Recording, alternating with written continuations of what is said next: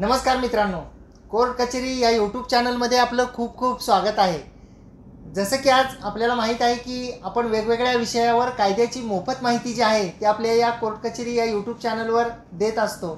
आपण सर्वजण या चॅनलला भरभरून असा प्रतिसाद देत आहात, आपण लाईक्स करत आहात, आपण सबस्क्राईब करीत आहात।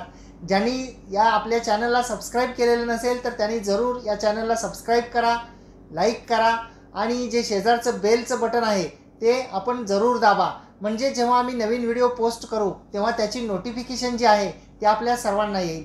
तर आज जो आपण विषय घेतलेला आहे की दुय्यम निबंधकाकडे खरेदी खत होऊ नये एखाद्या मिळकतीचं, म्हणून जर हरकत घेतली तर खरेदी खत नोंदणीचं काम थांबतं का? बऱ्याच वेळा आपल्या सर्वांना माहीत आहे की कुटुंबातील कोणत्या तरी एखाद्या व्यक्तीच्या नावाने मिळकत असते। कधीकधी कुटुंबातील ती व्यक्ती ज्याच्या नावाने उतारे असतात ती व्यक्ती व्यसनी असते, त्या व्यक्तीला वेगवेगळ्या प्रकारचे व्यसनं असतात किंवा काही कौटुंबिक कलह असतात ज्याच्यामुळं ती मिळकत जरी त्या एकत्र कुटुंबाची असली, त्या मिळकतीमध्ये जरी इतरांचे हक्क हिस्से असले किंवा त्या मिळकतीची विक्री करण्यासाठी जरी कायदेशीर गरज जरी नसली तरीसुद्धा कधीकधी ती व्यक्ती रागापोटी त्रयस्थ इस्मांना कमी पैशामध्ये कधीकधी फुकटसुद्धा ती मिळकत खरेदी खत करून देण्याच्या प्रयत्नामध्ये असते घाई गडबडीने। मग त्यावेळी जे कुटुंबातील व्यक्ती असतात ते काय करतात की एक अर्ज लिहितात।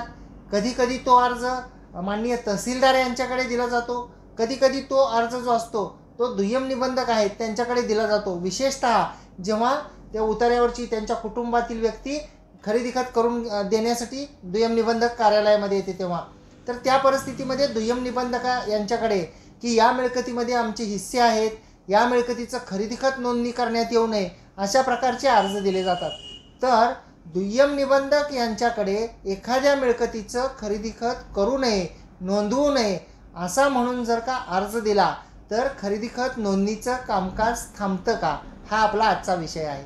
तर अजिबात नाही, कारण जर आपले एखाद्या मिळकतीमध्ये हिस्से असतील, आपल्याला त्या मिळकतीमध्ये काही हक्क प्राप्त होत असतील, परंतु सातबाराचा उतारा, घर जागेचा उतारा किंवा सिटी सर्वेचा उतारा जो असतो त्याचा आधार घेऊन जर त्या उतार्यावर नाव असलेली जी व्यक्ती आहे ती जर त्या मिळकतीची विक्री करत असेल, परस्पर विक्री करत असेल, बेकायदेशीर विक्री करत असेल किंवा हक्क हिस्से डावलून विक्री करत असेल तर त्यासाठी आपल्याला माननीय न्यायालयामध्ये दावा दाखल करावा लागतो। आपले हक्क काय आहेत याबद्दल आपल्याला दाव्यामध्ये नमूद करून त्या दाव्यामध्ये आपण अंतरिम मनाईचा आदेश मागू शकतो की ही मिळकत जी आहे ती त्या सातबाराच्या उतार्यावरील व्यक्तीने तब्दील करू नये।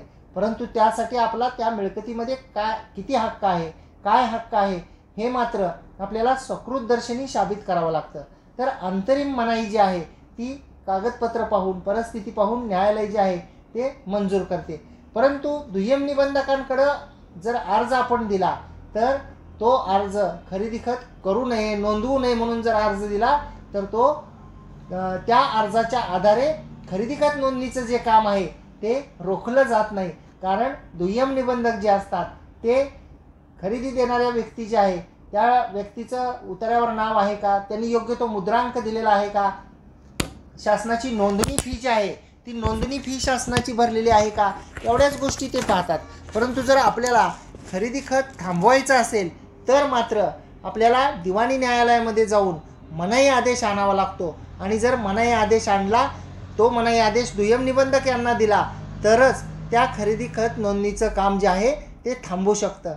हा व्हिडिओ जर आपल्याला आवडला असेल तर या व्हिडिओला एक लाईक करा, चॅनलला सबस्क्राईब केले नसेल तर कोर्ट कचेरी या यूट्यूब चॅनलला सबस्क्राईबसुद्धा करा आणि आपल्याला नित्यनेमाने व्हिडिओचे नोटिफिकेशन येण्यासाठी बाजूच्या बेल आयकॉनला क्लिक करा। या व्हिडिओला जास्तीत जास्त शेअर करा। मी ॲडव्होकेट कैलास महारुद्र नाईक, राहणार मोहोळ, जिल्हा सोलापूर। खूप खूप धन्यवाद।